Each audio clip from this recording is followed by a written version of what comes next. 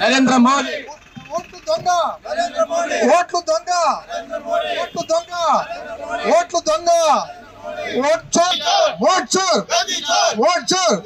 మరి ప్రజలందరికీ కూడా తెలిసిన విషయమే ఎన్నో అవకతవకలకి పాల్పడి మరి దొంగ ఓట్లతోటి గద్దెక్కినటువంటి కేంద్ర ప్రభుత్వం మరి ఈరోజు ప్రజలందరూ కూడా మరి రాహుల్ గాంధీ గారు వెంటే మేము ఉన్నాం, మోసం చేసి గెలిచినటువంటి పార్టీ అదొక పార్టీ అని చెప్పేసి ప్రజల్లో నుంచి మాకు స్పందన వస్తుంది. అలాగే ప్రజలందరూ కూడా మరి మేము ఇక్కడ ఈ కార్యక్రమాన్ని చేపడతా ఉండగా ప్రజలందరూ కూడా మరి ఒక అరగంటలోనే 500 సంతకాలు ఇక్కడ పెట్టారు. మరి ప్రజలందరూ కూడా మరి కాంగ్రెస్ పార్టీ మీద ప్రజలకు ఉన్నటువంటి నమ్మకం ఏంటనేది మరి స్పష్టంగా తెలుస్తుంది. ఇక రాబోయే రోజుల్లో మరి కేంద్రంలో కాంగ్రెస్ పార్టీ అధికారంలోకి రాబోతుంది అనడానికి ఇక ఇదే ముఖ్యమైనటువంటి కారణంగా ప్రజల్లో మంచి స్పందన మరి వస్తుందని మేము భావిస్తున్నాం. అలాగే ఆంధ్రప్రదేశ్లో వైఎస్ షర్మిలమ్మ మరి ముఖ్యమంత్రి అవటానికి మరి చాలా మరి ముందుగా మనకి అవకాశాలుగా కనపడుతున్నాయి ప్రజల నుంచి. కాబట్టి ఈ దొంగ ఓట్లు వేసుకొని ఈ భారతదేశంలో ప్రతి ఒక్కరికి కూడా సొంత ఓటు హక్కు వినియోగించుకునే హక్కు ఉన్నటువంటి ప్రతి పౌరుడికి ఉన్నటువంటి హక్కుని మరి కేంద్ర ప్రభుత్వంలో ఉన్నటువంటి మరి నరేంద్ర మోదీ గారు భంగం కల్పించారు. ఎవరు ఓటు వాళ్ళు వేసుకునే హక్కు లేకుండా మరి ఉన్న వాళ్ళని లేనట్టుగా లేని వాళ్ళని ఉన్నట్టుగా చిత్రీకరించి 65 నుంచి 70 లక్షల ఓట్లు మరి దొంగ ఓట్లు వేసుకొని ఇవాళ కేంద్ర ప్రభుత్వంలో అధికారం చెలాయిస్తున్నటువంటి ఈ కేంద్ర ప్రభుత్వం గద్దె దిగాలని చెప్పేసి కాంగ్రెస్ పార్టీ ఈ రోజు కోరుతుంది. అలాగే ఈ రోజు మరి కైకలూరు నియోజకవర్గం కలిదిండి మండలంలో మరి మా జిల్లా ఇన్ఛార్జిగా మరి రాజనాల రామ్మోహన్ రావు గారు, అలాగే కైకలూరు ఇన్ఛార్జిగా బొడ్డు నోబుల్ గారు మరి వారి ఆదేశాలు, అలాగే కేంద్రం నుంచి కూడా మన రాహుల్ గాంధీ గారి పిలుపు మేరకు భారతదేశం అంతటా కూడా ఈ ఓట్ చోరీ కార్యక్రమాన్ని నిర్వహించాలి అని చెప్పేసి మాకు మరి ఆర్డర్లు వచ్చినాయి. దాని మీద ఈ కార్యక్రమాన్ని చేపట్టడం జరిగింది. కృషి చేస్తూ ఆంధ్రప్రదేశ్ లో వైఎస్ షర్మిలమ్మారెడ్డి గారిని ముఖ్యమంత్రిగాను, కేంద్రంలో మరి రాహుల్ గాంధీ గారిని ప్రధానమంత్రిగా చేయడానికి మా సాయశక్తుల కృషి చేస్తామని ఇలా ఈ ఓట్ చోరీ గద్దెచోట్ ఏఐసిసి పిలుపు మేరకు పిసిసి అధ్యక్షుడు షర్మిలారెడ్డి గారి ఆదేశానుసారం ఇవాళ కైకలూరు నియోజకవర్గంలో మరి ఈ కైకలూరు నియోజకవర్గంలో కలిదిండి గ్రామం మరి మండలంలో ఈ కార్యక్రమాన్ని మన బొడ్డు నోబుల్ గారి ఆధ్వర్యంలో కోఆర్డినేటర్ గారి ఆధ్వర్యంలో ఇవాళ చేపట్టడం. ఎందుకంటే ఈ దేశం ఇంత పెద్ద ప్రజాస్వామ్య దేశంలో ఓట్ చోరీ జరుగుతుందని చెప్పి యువనేత రాహుల్ గాంధీ గారు మాట్లాడి అది పార్లమెంట్ లో ఆయన ఎక్కడ ఎందుకంటే ఆధారాలతో సహా రాహుల్ గాంధీ గారు పార్లమెంట్ లో మాట్లాడితే సమాధానం చెప్పలేక ఆయన దాటవేసిన సంఘటనలు ఉన్నాయి నరేంద్ర మోడీ గారు. అదే విధంగా మరి ఓట్ చోరీ అంటే మరి 60 లక్షల ఓట్లు మరి తీస్తే దానికి ఆధారాలతో కూడా చూపించినప్పటికీ మాట్లాడే పరిస్థితి అయితే లేదు. అంటే మరి ఈ దేశంలో ఇంత పెద్ద ప్రజాస్వామ్య దేశంలో ఏ విధంగా జరుగుతుందో ఒక్కసారి ఆలోచన చేసి ప్రజలందరికీ కూడా వాస్తవ విషయాలు కూడా అర్థమైనవి. ఇవాళ మరి 12 సంవత్సరాల నుండి కూడా పరిపాలన చేస్తున్నప్పటికీ మరి ఇలా ఏదైతే మన ఓట్లు ఎంతైతే ప్రజాస్వామ్యబద్ధంగా ఉన్నటువంటి ఈ దేశంలో మరి ఏ మాత్రం కూడా బాధ్యత అనేది వాళ్ళ బీజేపీ వాళ్ళకి గతంలో కూడా లేదు.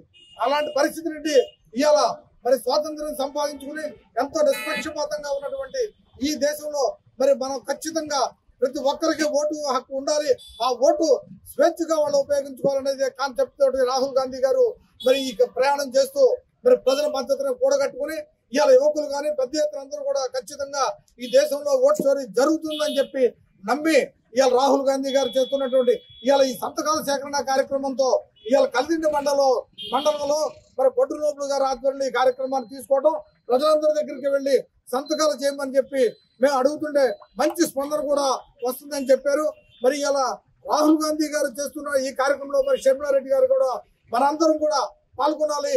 రాహుల్ గాంధీ గారు ఏదైతే కార్యక్రమం చేస్తున్న దానికి సంపూర్ణ మద్దతు తెలియజేయడం కాకుండా ప్రజల ఓటు హక్కుని మనం కాపాడడానికి ఎంతో త్యాగానికైనా సిద్ధపడాలి అని చెప్పి మరి ఇలా షర్మిలమ్మ గారు తీసుకునే నిర్ణయంతో మేము ఇవాళ ప్రతి గ్రామంలోనూ ప్రతి ఇంటికి వచ్చి మీ అందరి అభిప్రాయాలు ప్రజల అభిప్రాయాలకు అనుగుణంగా మనం ఉండాలి అని చెప్పి చేస్తున్నటువంటి ఈ కార్యక్రమంలో పాల్గొన్న ప్రతి ఒక్కరికి కూడా నా హృదయపూర్వక నమస్కారాలు, ధన్యవాదాలు. దేశంలో అనేక అవకతవకలు జరిగినాయని మన రాహుల్ గాంధీ గారు ప్రూఫ్తో ఆయన చూపించడం జరిగింది. అధికార పక్షాన మాట్లాడుతున్న అధికారులు, మరి ప్రజలకి న్యాయం చేయాల్సిన అధికారులు మరి తప్పుదావ పట్టిస్తున్న మరి ఎలక్షన్ కమిషన్ కానీ దానికి సంబంధించిన ఎలక్షన్ ప్రతి మరి నియోజకవర్గంలో ఉన్న అధికారులతో పనిచేయించాల్సిన ఎలక్షన్ కమిషన్ ఆఫ్ ఇండియా వారే తప్పుదోవ పట్టించే మార్గంలో నరేంద్ర మోడీ గారి మాట విని మరి అధికారికి తలొగ్గుతున్నారు. కానీ ప్రజలు స్వేచ్ఛని మనం పాడు చేస్తున్నామనే ఉద్దేశం వారికి ఏమాత్రం లేకోకుండా పనిచేస్తున్నారు. ఈ దేశాన్ని కాపాడాల్సిన పని ప్రజల మీద ఆధారపడి ఉంది. అందుకనే రాహుల్ గాంధీ గారు మరి ఈ యాత్ర కొనసాగిస్తున్నారు. దేశవ్యాప్తంగా ఈ ఉద్యమంలో ప్రతి ఒక్కరూ పాలు పంచుకుని దేశ ప్రజాస్వామ్యాన్ని కాపాడాలి, పరిరక్షించాలి. అంబేద్కర్ ఆలోచన విధానాన్ని ఈ రాజ్యాంగం పరిరక్షించుకోవాల్సిన బాధ్యత ఓటు ద్వారానే తప్ప మరి ఎలాగా జరగదు. అధికారం వచ్చిన తర్వాత అనేక మోసాలకు పాల్పడి అధికార దుర్వినియోగాన్ని పొందుపడుతున్న మరి ఈ ప్రజాస్వామ్య దేశంలో మనమే పోరాటం చేయాలి. దీనికి తగ్గినట్టుగా మరి రాష్ట్రంలో ఏలూరు జిల్లా అధ్యక్షుల ఆధ్వర్యంలో మేము ఈ కార్యక్రమంలో ప్రజల దగ్గరికి వెళ్తుంటే ఎంతో సంతోషంగా మంచి పని చేస్తున్నారు. ఈ కార్యక్రమాన్ని మేము కూడా మద్దతు పలుకుతున్నాం. రాహుల్ గాంధీ గారికి మా ఓటు అనే నినాదంతో మరి ప్రజలు ఉంటున్నారు. ఆ ప్రజలకి మేము ధన్యవాదాలు తెలియజేస్తున్నాం. తప్పకుండా రాబోయే రోజుల్లో మరి 2029 ఎలక్షన్ లో రాహుల్ గాంధీ గారు ప్రధాని అవడం ఖాయం. తప్పకుండా మరి దానికి మా వంతు మేము కృషి చేసి రాబోయే రోజుల్లో కాంగ్రెస్ పార్టీని దేశంలో మరి విస్తరింపజేసి ఈ ప్రైవేటైజేషన్ మోసాల్ని అరికట్టడానికి కాంగ్రెస్ పార్టీ నడుం బిగించింది. ఈ రాష్ట్రానికి ప్రకటించడం తథ్యం. ఎందుకంటే జగన్మోహన్ రెడ్డి గారు, చంద్రబాబు నాయుడు గారు, పవన్ కళ్యాణ్ గారు ఈ రాష్ట్రానికి రావాల్సిన వనరులను మేము తల వంచి తీసుకొస్తామని చెప్పిన నాయకులు. కానీ ఆయన ఒక 5 సంవత్సరాలు పరిపాలించారు, వీళ్ళు ఒక 10 సంవత్సరాలు పరిపాలించారు. రాష్ట్రం విడిపోయిన తర్వాత కనీసం ప్రత్యేక హోదా గురించి ఒక్క మాట కూడా మాట్లాడలేకపోతున్నారు, అడగలేకపోతున్నారు. పార్లమెంట్ లో ఆయనకు ఒక 22 మంది ఎంపీలు ఉన్నప్పుడు మాట్లాడలేదు, వీళ్ళకి 23 మంది ఎంపీలు ఉన్నా సరే మాట్లాడట్లేదు.